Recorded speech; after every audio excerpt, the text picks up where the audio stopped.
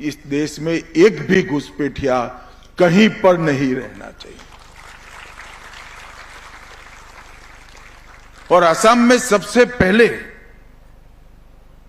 घुसपैठ के विरुद्ध उन्होंने मतदाता सूची के शुद्धिकरण से जागरूकता फैलाई। मतदाता सूचियों का सघन जांच उनके मुख्यमंत्री काल में हुआ। 126 में से 70 विधानसभाओं के मतदाता सूचियों की जांच हुई। और उस जमाने में इतने संसाधन और इलेक्ट्रोल रोल कंप्यूटराइज न होने के बावजूद 36,780 अवैध घुसपैठियों को मतदाता सूची से बाहर निकालने का काम गुलाब बरबोरा ने किया। और अगर कोई असम आंदोलन की नींव ढूंढेगा तो यही मतदाता सूची शुद्धिकरण से निकलेगी।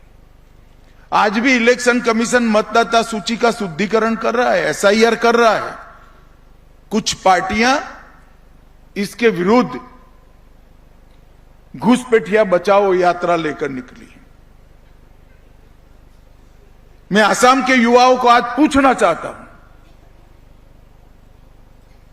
किसी भी देश की मतदाता सूची देश के लोकतंत्र का हृदय होती है। मतदाता सूची में विदेशी नागरिकों को स्थान मिलना चाहिए। इतने सारे प्रबुद्ध जन बैठे हैं, मुझे कहे कि मतदाता सूची में विदेशी नागरिकों को स्थान मिलना चाहिए क्या? वो अभियान 78 में बरबोरा जी ने उठाया था।